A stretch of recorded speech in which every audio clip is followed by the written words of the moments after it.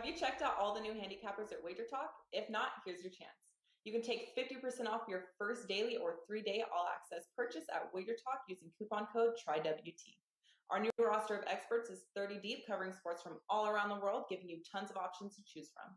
All you have to do to redeem this offer is go to WagerTalk.com, choose a handicapper of your choice, and use coupon code TRYWT at checkout, saving 50% on your first purchase.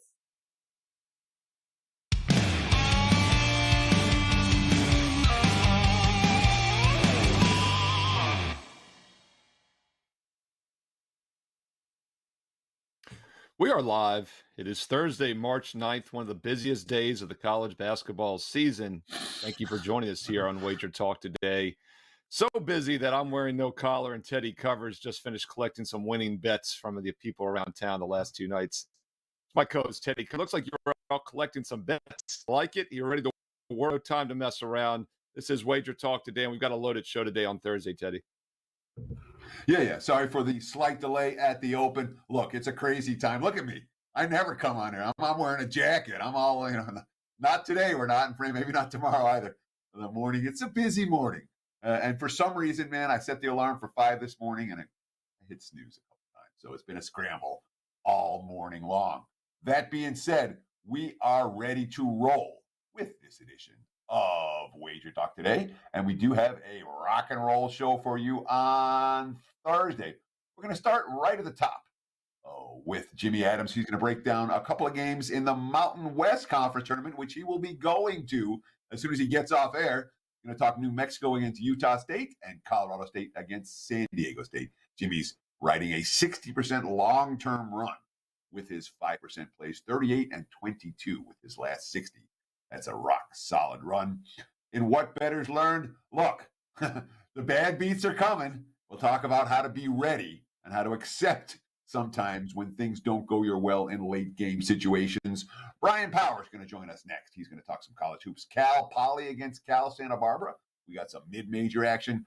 And we've got the big game tonight, North Carolina against Virginia, an ACC battle. He's off a 3-0 college basketball sweep, and he's up 30 units in college hoops since late January. My big game breakdown, I can't help myself. We got more Mountain West. UNLV against Boise State this afternoon. I'll break that down for my hometown Rebels. And Tony Mejia is going to close out the show. He's got some NBA, Rockets, and Pacers, as well as some college hoops, Arkansas and Auburn. So loaded Thursday edition. Tons going on right now as we speak. Let's get in. Yeah, looking forward to talking that UVA-UNC game with Bryan Power in a little bit, because North Carolina is just a fascinating team for me to talk about. And obviously, I'm in the heart of ACC country here in Virginia, so looking forward to that more than anything. But also looking forward to talking to our first guest here, Jimmy Adams, worldwide traveler, but he's back in Nevada. He's a Nevada-Reno alum. In fact, when you were there, Jimmy, were they still Nevada-Reno, or were they only Nevada at that point? And more importantly, what are you looking at here in this tournament tonight? Yeah, thanks for having me as always, guys. When I went to college, they were still under the name UNR, but they were trying to up that prestige and change it to Nevada. So right in that transition period right there. I know Vegas still doesn't like them. They would still refer to them as Reno, but yeah, they were changing it to Nevada when I went to school. What are you looking at in this tournament? You're going to be there watching it in person. Yeah, I'm excited. You want me to get into the first game? I'm looking forward to watching all 4 games today. You want me to jump right into it, Steve? Yeah, give us something. Give us some actionable info that the viewers can win with. Yeah, all right. So my first game up will be Utah State. This is a client play, a 4%er, a game that I really like. Look, the Aggies always bring it come tournament time. This season's not going to be any different. The fan base is going to be pretty even. Both these schools have pretty solid turnouts every year at the Thomas and Mack. But the Aggies come in much better current form. Utah State, currently the 4th best shooting team in the entire country at 3-point percentage at 40%. And they've won 5 consecutive games entering the tournament. It was an 11-point win for the Aggies, the only time these teams met earlier in the year. And New Mexico, a team that simply can't be trusted right now. It's kind of been 2 seasons for New Mexico, right? They get off to that hot start and then really kind of faltered down the stretch. So not a bet on team in my book. Lobos only have 3 wins in their last 10 games. Those came against San Jose, Fresno, and Wyoming. They've really struggled on the defensive side of the ball, particularly with defending the 3. And that's going to be the key difference in this game here. That's where they're going to get dominated. Aggies also a very good free throw shooting team. So when UNM undoubtedly gets into foul trouble, that's not going to do them any favors either, as Utah State very good there. Utah State 5-0 against the spread as well as straight up in their last 5. Also 5-1 against the number in their last 6 neutral site games. I really like the Aggies tonight, Teddy. I've got a pair of follow-ups for this one, so be ready. The first is one of the things that's one of the nuances of the Mountain West tournament that everyone might not know is that the Lobos travel. Every year the Lobos get a crowd here in Las Vegas. Do you really think this is a quote-unquote new – I mean, I know it's a neutral site, but won't New Mexico have the crowd edge here? And the guys from Logan don't travel the same way as the guys from Albuquerque. So I don't think they'll have a significant crowd edge because Utah State travels too. You are definitely right. New Mexico, good, bad, it doesn't matter. They come out in full force. But in my experience, the Aggies travel really well also. So, I think it is essentially neutral site. And then I just love the way this Utah State team moves the ball. I've talked about it before. Offensively, guys moving without the ball, freeing up 3-point shooting teams. The Aggies have been money makers for their backers all season long, something like 19-11 against the spread. They're 3-1 straight up in neutral site contests. And that leads into my second follow, Jimmy, which is the concept right here. Utah State has won and covered the last 5. They're coming in with a boatload of momentum and a big betting bandwagon. Are those the teams that come in hot? Are those bet on teams for you in conference tournament play?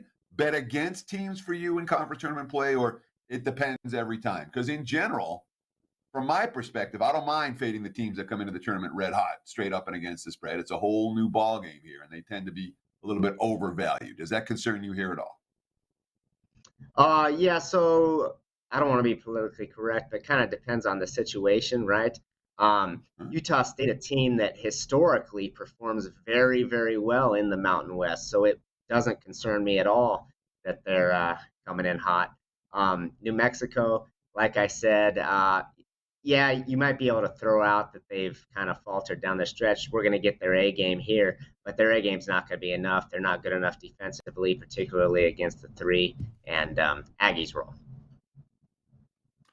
Jimmy Adams, and if you can't watch it in person at the Thomas and Mack, you can watch it on CBS Sports Network. You can find Jimmy Adams on TV. That game's the late game at 11:30 Eastern tonight on Thursday. And Jimmy, let's talk about Teddy. I got to jump in. I was watching the Colgate game last night. The Colgate, and I kept on spending my time looking at the crowd trying to find Trigger. Couldn't find him. Never saw him on it. So that was a packed house, 1,500. You think there'll be less than 1,500 people, Teddy, at the Thomas and Mack today? Probably, right? Well, I don't know. It depends on the team. No, take the over. There'll be more than 1,500 there. There will. Yeah. There'll be a lot. Really, even for the entry level games at 3:00. Well, one will be the test. Will be the first game at 3 Eastern, noon Pacific here. So we'll see how empty it is for this first game, Jimmy. Teddy, by the way, is going to talk about the Boise UNLV game in a moment for his big game breakdown. So we're doing a lot of Mountain West here. Jimmy, that's the late game, 11:30. What's about the early game at 3 Eastern? We've seen some money come in on number 20 ranked San Diego State. It opened 8.5. Up to 9.5, now up to 10. If you like the dog, you're getting some value now?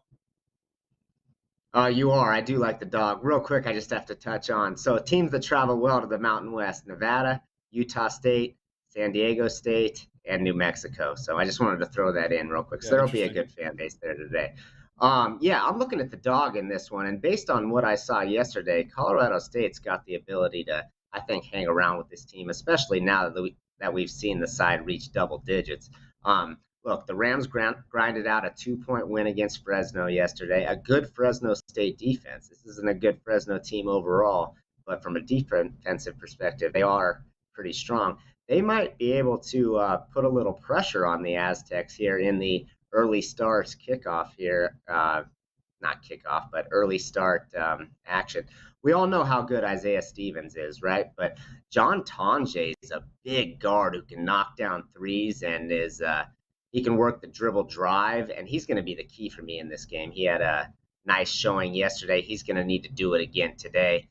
And then they got a pair of guys down low that can particularly disrupt Mensah, which is going to be another key. Patrick Courtier, a nice big who has basketball skills. He's not just one of those guys that they throw down low to rebound. He's got some nice moves when they feed him in the post. And it's not like this San Diego State team's a huge threat offensively. They get their work done on defense. And we're seeing this total right around 137. So you might want to think twice before laying double digits. The Rams hung around with the Aztecs in their first meeting with them at home. I think they lost by 6. They got blown out in San Diego. I understand that a lot of Mountain West teams did. But look, Colorado State's a top 10 team in the nation in field goal percentage, and they can knock down the 3 ball as well. They're going to need to crash the boards. There's some things that are going to need to go right their way, but I see a hard-fought, grinded-out game coming. And if you're looking to bet a dog in the Mountain West on today's slate, I think Colorado State's your team.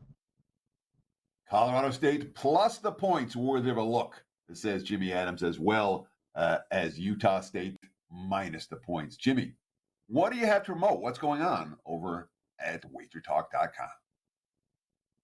Yeah, so things are running pretty well right now. Fresh off a 2-0 sweep yesterday, we're at that solid 55% clip for the entire college basketball season. But I've got a 5% play going down today, as Teddy mentioned at the top of the show, 38-22. That is 63.3% winners over our last 60. So, yeah, go ahead and grab that 5%er, and let's make it a huge Thursday. Good luck to everyone out there.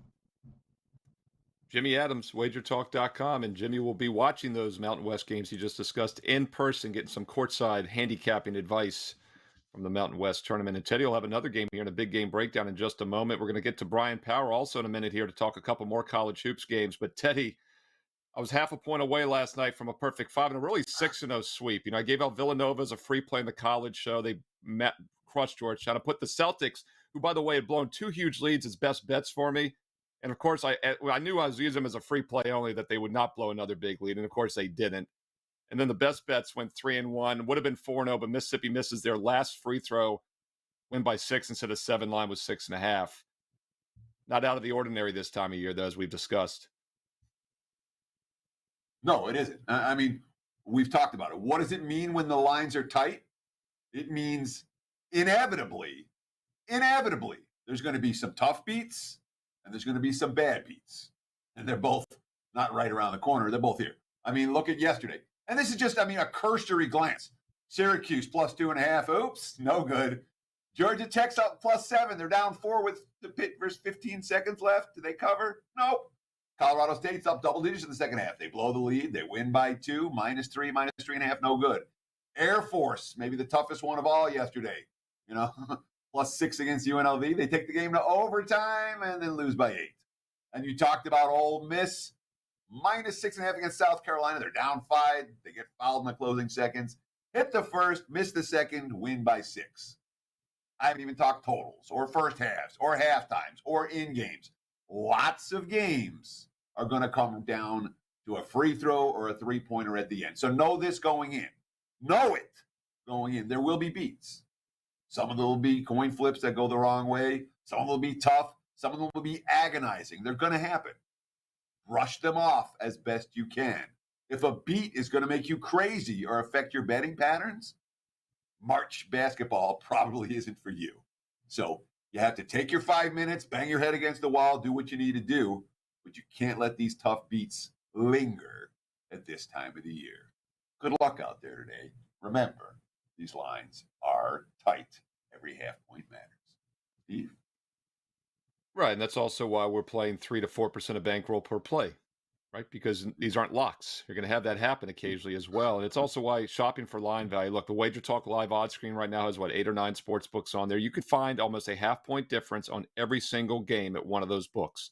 Sometimes they're all the same, but very rarely could you not get a half-point better at one of the 9 books listed at WagerTalk. And there's hundreds of books worldwide. So, you need to shop around. You got to have at least 2 to 3 outs minimum if you're taking this serious. And Also, look at the line moves. Jimmy Adams just talked about Colorado State opened 8.5. It's up to 9.5 and 10. That's a 50-50 line right now. 9.5 and 10 at both spots that I'm looking at. Those half points will matter more than ever this week. 2 championship games yesterday.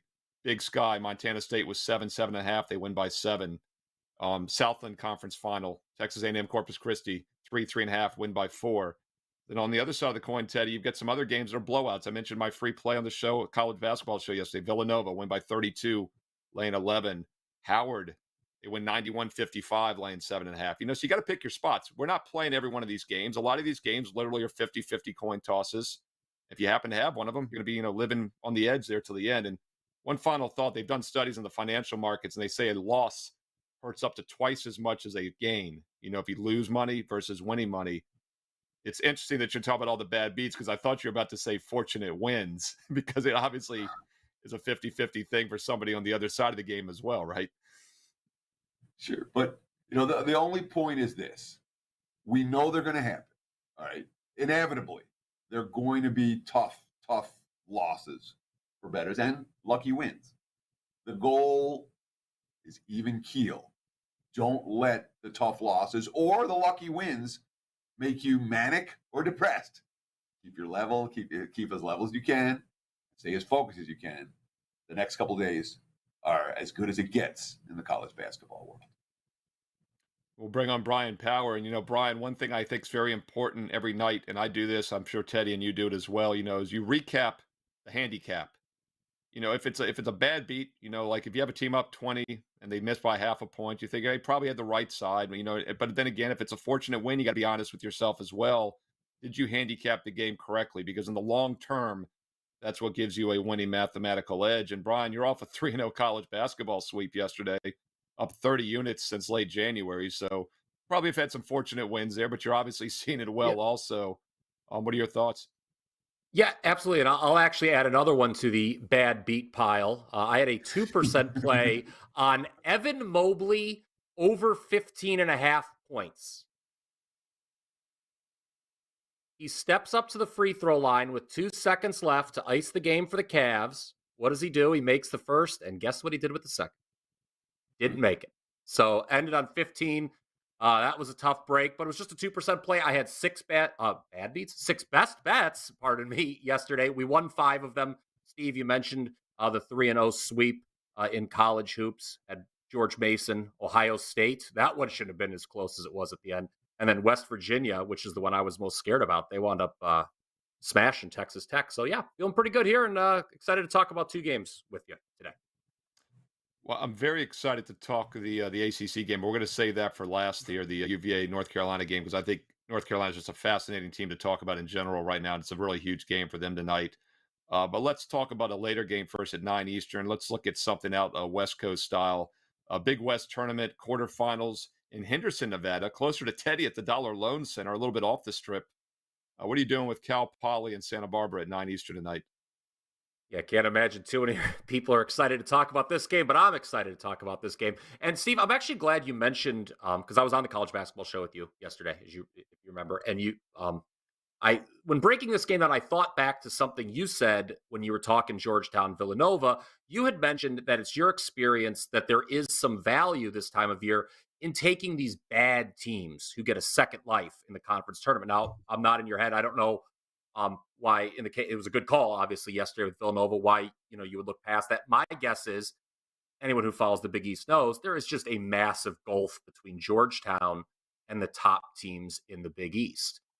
Well, I don't think that same kind of gulf exists here in the Big West as we move out in that direction.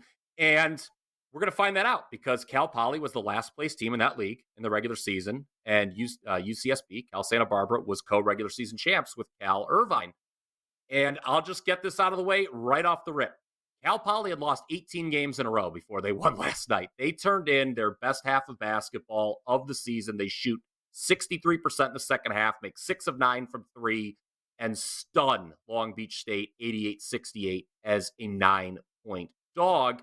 I don't think we're going to see a similar shooting performance tonight, but I do think there's value in taking a team after they snap a long losing streak like that. And, as I dug deeper with this Cal Poly team, guys, 2 things jumped out. One, they have a history of giving UCSB a lot of trouble. They've covered 6 straight times against them.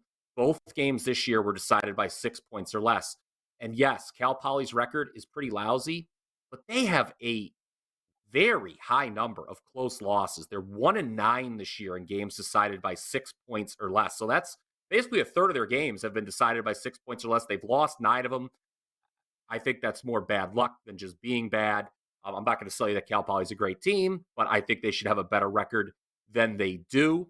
UCSB, I think they're a little overvalued right now. They've won and covered their last 4 games, 2 of which, though, single-digit victories. And for what it's worth, guys, Cal Poly this season, 7-0. They are perfect against the number when they're off a straight-up win. I look at the WagerTalk odds screen here. This total is dropping. It was already low. It's down to 124. Guys, in a game where there may only be 120 total points scored, give me the double digits with Cal Poly, who, is playing with house money, basically, at this point. They've got a new lease on life in this conference tournament. I think they've got some confidence off the second half last night. I am taking the points with the very, very, Teddy, ugly underdog. So I want to ask you conceptually here about how we approach teams second game, third game, fourth game into a tournament as we go on. Because Cal Poly, you talked about the second half they had last night. It was brilliant. They couldn't have played better. For the full game, the numbers are 51% from the floor, 50% from the three-point range, the 77% from the free throw line. Those are really strong offensive numbers for a not that strong offensive team.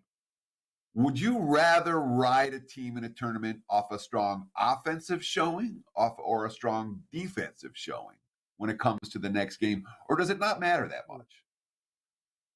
I don't think it does. I mean, you have to look at it, but, I'm thinking last night, another game I talked about yesterday was the Big Sky Championship. And, Weber State and Montana State had played just the ultimate rock fight 2 nights ago, right? It was a 60-58 double overtime game.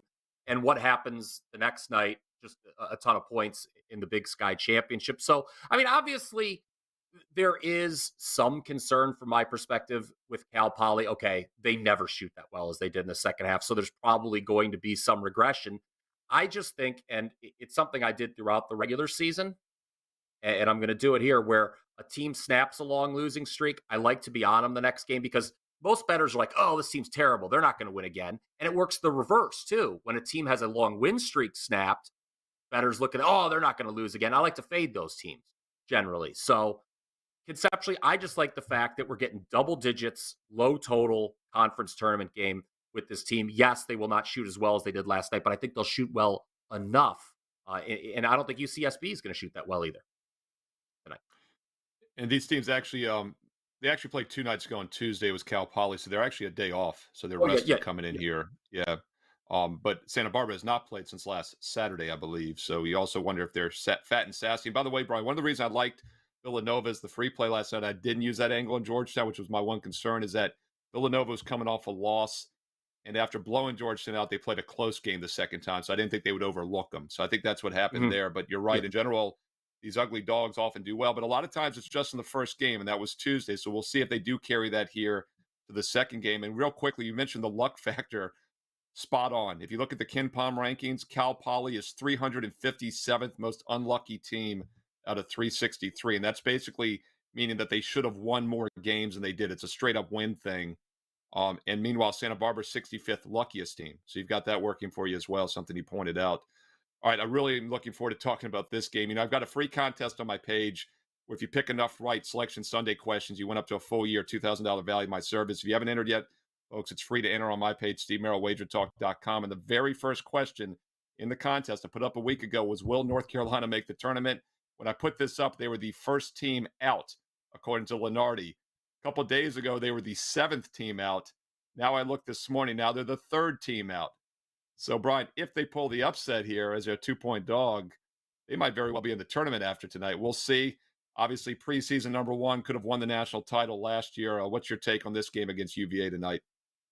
Okay, 3rd meeting of the season. Last time February 25th, I was actually on the Tar Heels as a short home favorite. And that was one of my favorite situations that I played all regular season. I came on all the shows, talked about it. Unranked home teams laying points to top 25 teams. And man, North Carolina really rolled that night. They wound up winning 71-63, but if anyone saw that game, they know it was really not that close. North Carolina was up by as many as 17, never trailed. But for tonight's rubber match, guys, here in the ACC tournament, I think the situation does favor Virginia. North Carolina played last night. Now, they didn't have a lot of trouble beating Boston College. They win by 24 as an 11-point favorite. They shoot 55% from the floor and 10 of 24 from three-point range. I don't think we're going to see a repeat of those numbers, getting back to what we were talking about earlier. You mentioned they're firmly on the bubble, Steve, North Carolina. I think teams like this could tend to be overvalued this time of year because the odds makers know those last couple teams out, like you mentioned on the Joe Lunardi list. Odds makers know bettors want to bet those teams because it's a must win, right? Just like the last week of the NFL regular season. Must win doesn't mean will win. And again, I don't think North Carolina matches the shooting we saw from them last night. And Virginia, kind of a down year for them. It was just a down year for the ACC in general, but still top 10 in the country in scoring defense. They give up just 60.5 points per game. And Virginia may not need this one as badly as North Carolina guys, but they certainly could use a strong performance because it was not a good ending to the regular season for the Cavaliers. 0-5-1 against the number last 6 games. The last time they covered a spread was the OT win against Duke on February 11th. And anyone who watched the games know they probably should have lost. So I think Tony Bennett's going to have his team ready here for this matchup. First meeting, by the way, Virginia did win by 7. North Carolina shoots below 40% from the field. North Carolina, for the record, 1-6 against their number the last 7 games after an ATS win. This number has come up a little bit. I still like Virginia despite the line move. I am on the Who's. This is a client play. So I have, here's my question, all right? This was -1, and now it's -2.5. Would you lay the points? Would you play it on the money line? I would still lay the points. If it was 3, I would look to the money line at that point. If it goes up anymore, I would look to the money line, even though that's a little juicy for some. I got to ask you double follows here, Brian, because they're coming to mind. But here's a Virginia team that hasn't played good basketball down the stretch and hasn't covered a point spread in weeks. Why do you want them here against a team that needs to win? If they're overvalued, aren't they overvalued in the markets? Well, here, look, I agree. Like, Virginia was a team that I faded actually quite a bit down the stretch. So, I mean, this is, anyone who's been following my plays knows that this is certainly a 180 I'm doing with them. I didn't just fade them in that North Carolina game. I faded them at Louisville. There was a game at Virginia Tech. Like I said, the whole ACC was down this year.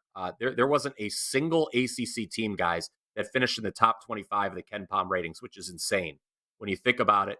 I just think that, like I said, yes, North Carolina needs us to make the tournament, but I just think the Virginia needs us just to get back. They're going to make the NCAA tournament, so they need a very strong performance here. They can't afford to be one and done. I mean, if they were to lose tonight, I mean, they're going to have no confidence going into the big dance. So I think they're going to be every bit as ready as North Carolina is tonight.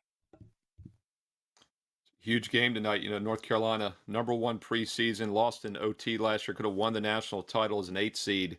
Right now, they're 42nd in the Ken Poms. That would be like an 11 seed. And just a few weeks ago, they were the low 30s, which was like an 8 or 9 seed. So what's funny is they basically almost where they were last year when they made the tournament. In fact, if they make the tournament, they'll probably be sub 40 in the Ken Poms, which would be like a 9 seed. So there's really not a lot of difference from last year. I just think maybe they were vastly overrated when the season began. But huge game tonight. And it's a fun one to watch. Bryan Power likes UVA in the third meeting this year. They each split at home. UNC won at home most recently. Brian, 3-0 sweep in college hoops, up almost 30 units since late January. You're seeing it well in college basketball. What you got going on at WagerTalk.com? Yeah, bunch of plays again today. 4 college hoops plays on the docket. We also have an NBA side as well tonight. NBA 4-1 with sides since the All-Star break. We're going to start ramping up the NBA, even though it's March Madness, because I think it's just a great time of year to catch the books napping a little bit in NBA as well. But yeah, we've got 4 plays tonight in college hoops.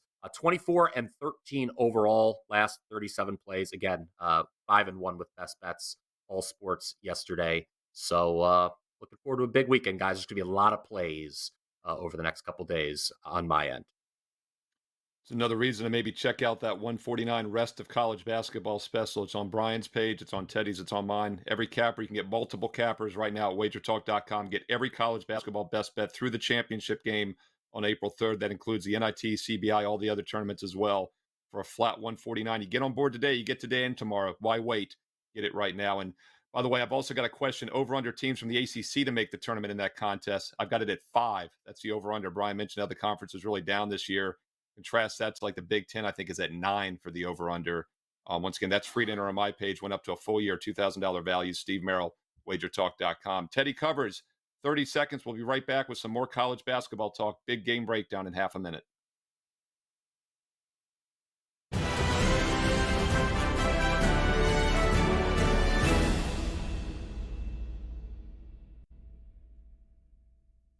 Have you checked out all the new handicappers at WagerTalk? If not, here's your chance. You can take 50% off your first daily or 3-day all-access purchase at WagerTalk using coupon code TRYWT. Our new roster of experts is 30 deep, covering sports from all around the world, giving you tons of options to choose from.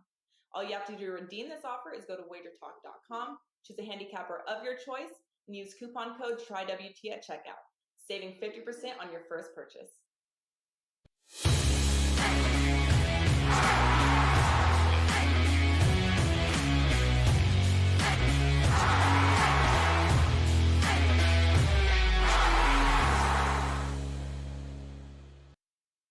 It is time for today's big game breakdown. Let's talk college hoops right here in Las Vegas, my hometown. UNLV running Rebels. They're underdogs in Mountain West Conference tournament action against Boise State. Look at the Wager Talk live odds screen. Boise minus 5.5. Let's call the total 138. There are some 137.5s out there as well. The money so far today has come for the favorite. And you can understand why. I mean, Boise has been the better program of late. They're 7-0 straight up the last 7 meetings between these two teams. Boise, a senior-laden squad, not a team that's going to be easy to knock out of this tournament. And, of course, Boise did win the Mountain West Conference tournament last year right here on this floor. All reasons to look at the Boise side. That being said, I'm going to look at the UNLV side plus the points in this one. Couple of things to consider here. One, UNLV goes 9 deep. They actually go 10 deep. And only 2 players yesterday, even though they played overtime against Air Force, only 2 players played abnormal minutes. They will get their starting guard, Keyshawn Gilbert, who started 28 of the team's first 29 games, back in the lineup. He missed the last 2 because of an ejection and a suspension. Now, Gilbert did not play well at Boise a couple of weeks ago. He had, I think, 5 turnovers in 17 minutes of action. But even without him, UNLV hung tough in that game. They lost by only 4. And that's been a problem for Boise of late. They haven't been covering numbers. They were a point spread free fall down the stretch, 1-7-1 against the number in their last 9. And the only cover in that 1-7-1 stretch came against San Diego State, a game where they trailed by margin with 5 minutes left and then went on a 14-0 run at home to close out the game to get a fortunate win and cover. Boise, when these two teams just met, 19-22 from the free throw line. I'm not convinced they're going to match that here at the Thomas and Mack. And frankly, to me, this game feels like a relatively low-scoring war. I think it's going to be a battle, not a blowout. I like the under, and I like the Rebels in Mountain West Conference tournament action later today. Best of luck with all your wagers, and there's your big game breakdown. Back to you, Mr. Merrill. That's right. Home game for UNLV at the Thomas and Mack Center. That game is at 9 o'clock Eastern on CBS Sports Network tonight on Thursday. There'll be even more at 2 o'clock. Happy Hour tip-off show at 2 o'clock Eastern. And then, of course, the NBA show at 4:15 Eastern. And Tony Mejia is on now. We're going to talk a little bit of NBA before we get back to some college hoops. And Tony, welcome to the show. You and I will be on tomorrow on Friday on the NBA show. Today on Thursday, Ronald Kambang, the prop master Andy Lang, and Ralph Michaels. So check that out at 4:15 Eastern. And Tony Mejia, looks like Porter is out. Rockets Pacers. What are you doing with this game? Oh, we'll talk Rockets Pacers, but real quick, just to talk about how March and these college basketball games are absolutely ridiculous. Hildreth just hits a three for Wake Forest at the buzzer, which affects the first half line. I believe it's a little late, so that would have covered the first half line, and instead, I think Miami's up by 5.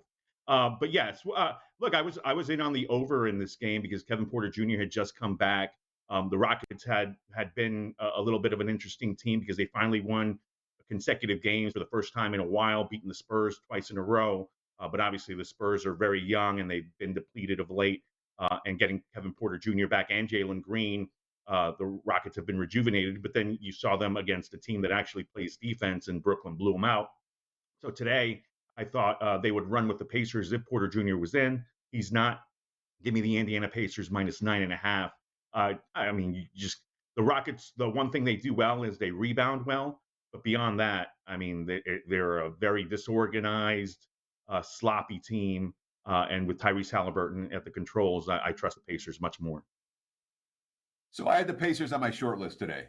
And I looked at the game. I'm tempted, very tempted by the Indiana side. I did not pull the trigger for one basic reason, and that's that the Pacers haven't covered numbers. Like, there's no track record for Indiana. I think at -5 or higher, they've covered 2-point spreads all year. Do we trust the Pacers to play with focus with a lead in the fourth quarter? Do we trust them to be able to get stops and win this one? I certainly have no hesitation fading the Rockets. But can we trust Indiana to have the focus to win this one by double digits? I mean, I think we can, just because they're just the more disciplined team and they're at home. And you do have Miles Turner at the back of that defense to maybe quell some of that offensive rebounding that is Houston's only saving grace at this point. And again, with no Kevin Porter Jr., the Rockets really don't have a backup point guard that you can trust. I don't trust Green at all. He's a great scorer, but he doesn't get anybody else involved. You've got Ty Washington, who's still on the job training. It's just not a team that I'm gonna. You just mentioned I mean, who are you going to trust? A team like the Houston Rockets? Yes, it's a definite fade to them, or a team with Tyrese Halliburton that at least gets everybody on the same page. And I trust Rick Carlisle as a coach, well over Silas. It's an easy push, and if you're wrong, you're wrong. But at the same time, this is something that you want to back simply because the Rockets' best player is out. Kevin Porter Jr. makes such a big difference in that team, and it's already a bad team. So now it's by far the worst team in the NBA, right there with San Antonio. Yeah, Bryan Power just talked about how, Cal Poly, not a good team, but like a lot of losses by 6 or less. They keep games close. The Rockets are the exact opposite. If they don't win, which they did 2 games, recently against San Antonio, by the way, their other 9 losses before and after have all been by 14 points or more. So when they lose, they get blown out. They just quit. And let's not forget, I mean, this is a team that wants their best chance in the lottery. Them and Detroit each have, I believe, 15 wins. There's really only one other team that's really in contention probably in that race, and that is the Spurs, who, as I mentioned, the Rockets just beat twice. So kind of puts into perspective how bad the Rockets are right now and really are trying to tank, even though they only have a 14% chance of getting the number 1 pick. More NBA talk at 4:15 Eastern today on Thursday and Friday on the NBA show. College Hoop Show at 2 Eastern. But before we finish this show, Tony, let's talk SEC Tournament, 7 Eastern in Nashville. Auburn is playing Arkansas. What you looking at in this game? Well, this is a great game, too. I think Auburn's going to make the tournament. I think they're 32nd in the net rankings. And obviously, they need this game more than Arkansas. But I think the Razorbacks, having lost 3 in a row, are the side here. I mean, people lose sight of the fact that they've been an Elite 8 team a couple of years in a row. Nick Smith Jr. just came back, and they were able to hold down the fort without him. And now with him in the mix, he's a bucket getter. I mean, a lottery pick lock. A guy that's going to be a factor in this tournament, not only the SEC, but the NCAAs. And I mean, a guy that's on his way to becoming a household name. I mean, you watch that kid play, and he's got mid-range, he's got confidence, he's legitimate. So this is a great game right here because Arkansas, like I said, has lost to Kentucky. They've lost to Texas A&M, I believe, and they've lost to Alabama. So they, Tennessee, not A&M. But like I said, this is a team that needs a victory, but at the same time, they're already in the tournament. This is a huge game in the SEC tournament, and I think the winner of this has a legitimate chance to win the entire thing in the SEC in Nashville. So great game. I would lay the 3 with Arkansas. And I will say this is what I'm doing in college, and you can see it on yesterday's plays and what I've been doing all week. This is a time of the year where it's put up or shut up time for all these teams. So the bottom line is you trust the coaches that you trust. You understand that, I mean, some people are going to blow it. Shaheen Holloway blew that Seton Hall game. He had 2 timeouts, used one of them to ice a 92% free throw shooter, Namoja Gibson, instead of setting up when you have a 4-point lead in the final minute. And I was on Seton Hall -4, so obviously that really burned me. But again, I'm doing this with 1% and 2% because the games that I really like, obviously I'll play for, but I'm doing that sparingly because everybody is trying their best.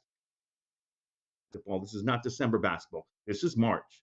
And the bottom line is that you're trusting teams like Villanova, Georgetown. Yeah, you're laying 11, but that's a lot because Georgetown is so undisciplined, and we've seen them undisciplined all season, and we've seen Villanova really lock in since they got more back and have really taken off, and they won that game from start to finish. The Iona game yesterday, Iona Mount St. Mary's. Nelly Jr. Joseph goes to the line. I had the first half play on Iona. Blows the first half of a 1-1. Mount St. Mary's comes down and scores. Lose my first half bet. Second half, Iona figures it out and blows.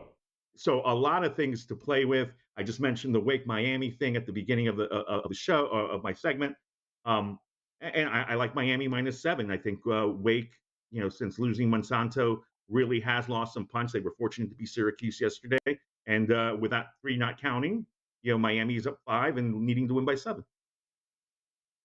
So real quick, Tony, Circa opened Auburn -1. DraftKings opened Auburn -1. Westgate opened this game a pick'em. When you see now -3 for the Arkansas side, and can you still lay it when there was +1s or pick'ems available in a conference tournament setting, or is this one of those games? That's why we're talking about it here because of the line move, and you're not going to give your client something that already moved 4 points.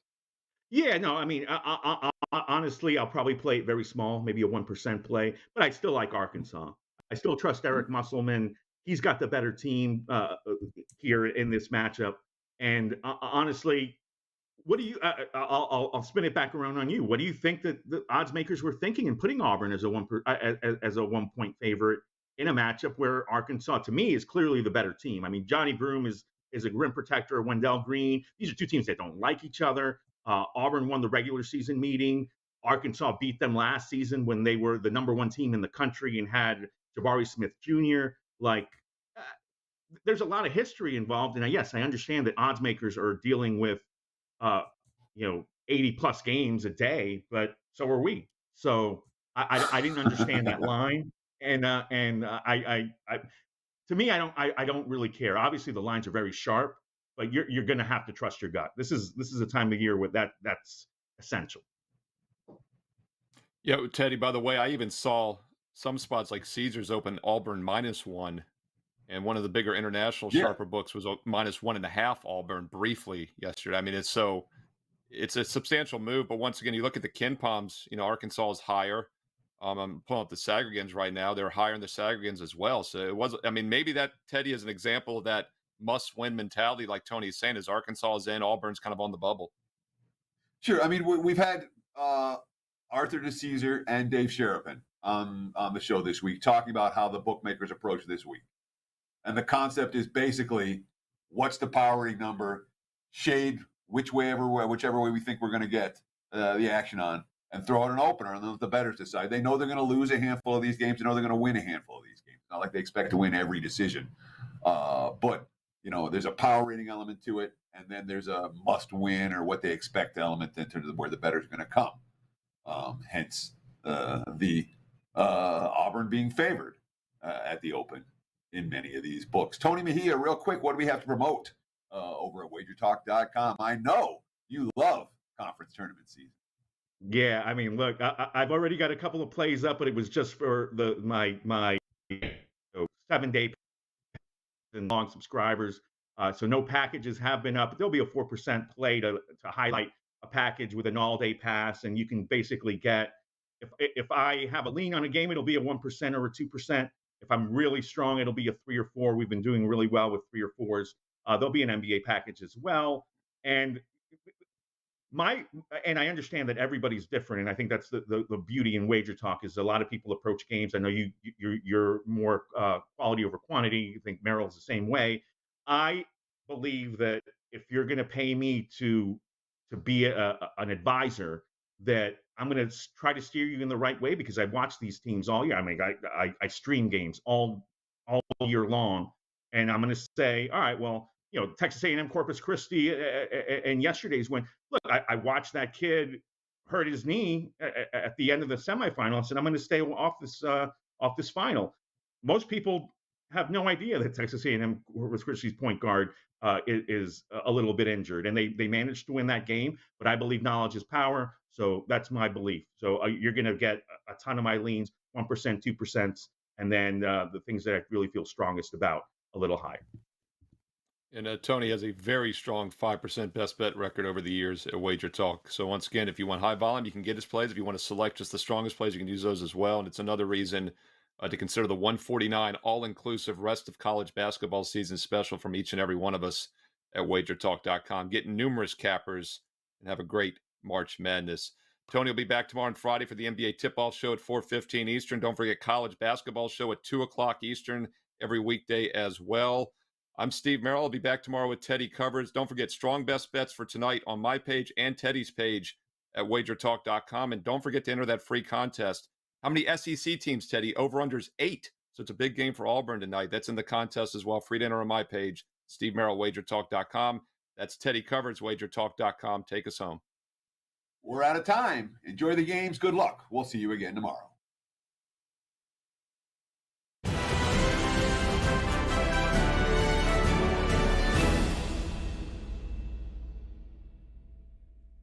Have you checked out all the new handicappers at WagerTalk? If not, here's your chance.